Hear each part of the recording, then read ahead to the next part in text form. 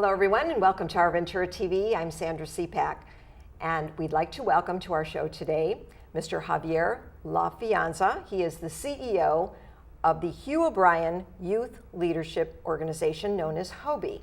Thank you so much for joining us today. Thank you so much for having me, Sandra. Thank you. We'd like to hear a little bit more about this organization and all that you do for so many kids here, especially in Ventura County as well.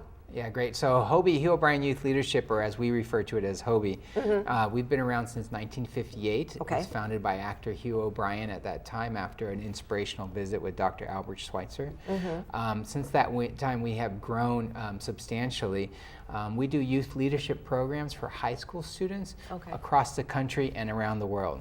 So this year we'll have about 11,000 students in the US participating in HOBY, and then we also have programs in Canada and Mexico and China, South Korea, Uganda, Iraq, Turkey, UK, a number of other countries around the world where people who have come and participated in HOBY have been so inspired that they wanted to go back and bring it back to their countries. Right.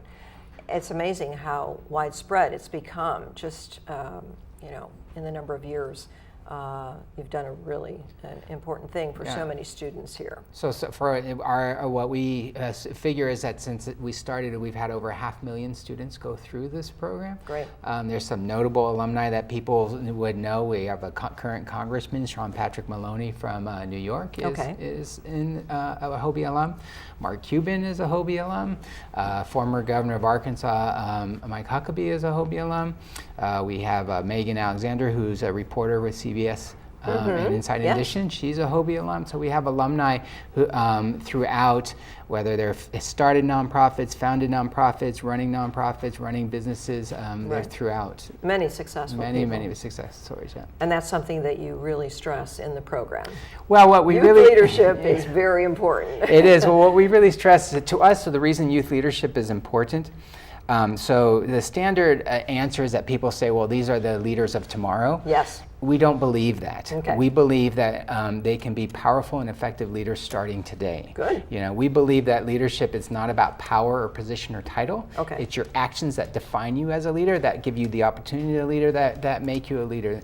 And so really basically what that means is it doesn't matter, age doesn't matter, ethnicity, gender, socioeconomic status, none of that matters. What matters is let's find out what you're passionate about and give you the skills, the inspiration, and the network to go out and make a difference. And I could take all day telling you stories of alumni who have started nonprofits while still in high school, who have started businesses while still in high school, that have continued on to this day and have made a significant difference. So the ripple effect of HOBY is truly incalculable. Wonderful. How are students selected to be a part of the organization? That's a great question. So most of our students are selected directly from their high schools, at their high school counselors, and different high schools have different processes on which they do that. We're proud to say that all of the high schools in Ventura County are currently and have for many years been participating and sending students to HOBY. So that's one primary way students are selected. We also work with other community organizations and partner organizations where they can nominate students also to attend HOBY, because what we know is that sometimes a student may not be recognized at their high school, but they might be involved in Big Brothers Big Sisters, they might be involved at the Westminster Free Clinic, they might be involved with Boys and Girls Club in a way that their high school counselors wouldn't notice them, but that they're doing that because that's passionate for them, and so those organizations and others could also select some students to participate in HOBY. And so the age limit, they have to be a sophomore in high school, is high that school correct? sophomores primarily. That's good. Yeah.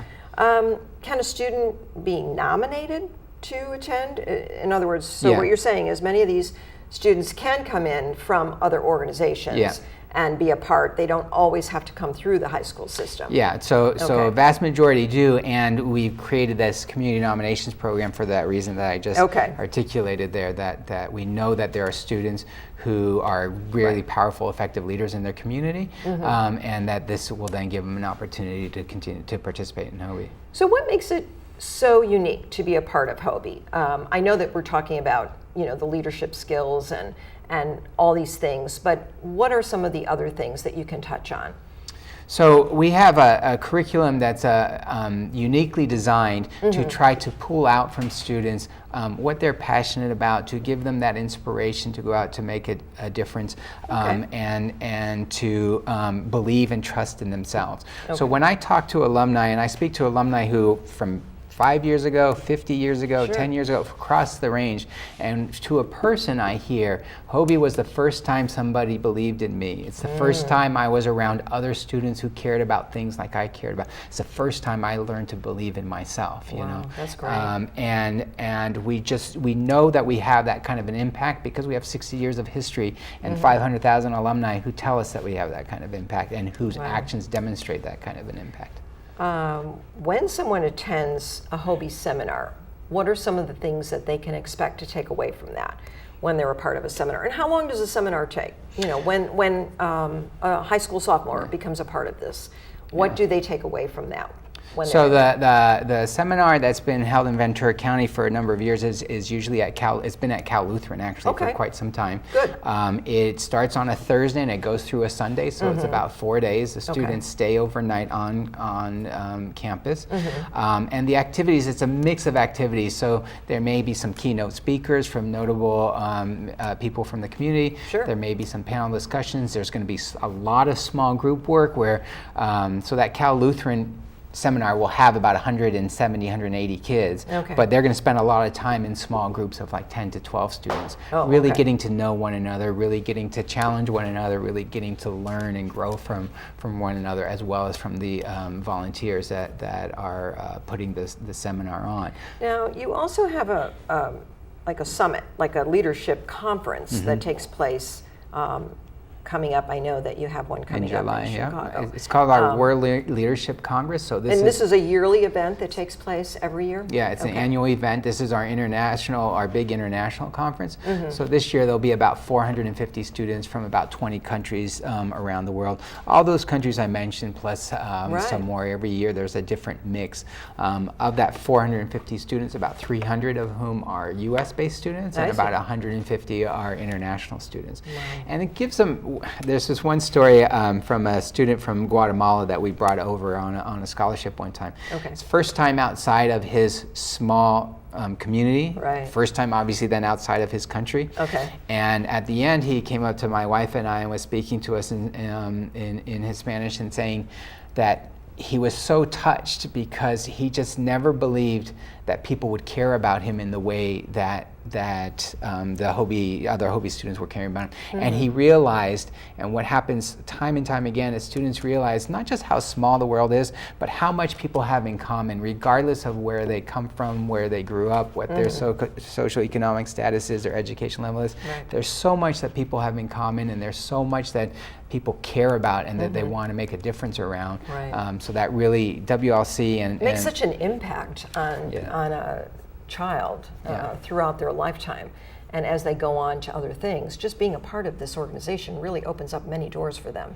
Well, the alumni network is quite strong. People know about HOBY, and people know. I've been told by some college admissions counselors that when they see HOBY on a resume, on an application, that means something to them. Is that right? Because they know that for the most part that student was chosen by their high school to go. They were chosen by someone to go, and they know that more than likely that student's going to come into their school, is going to be successful, is going to work hard, is going to contribute to the community through their leadership, through their service and their activities.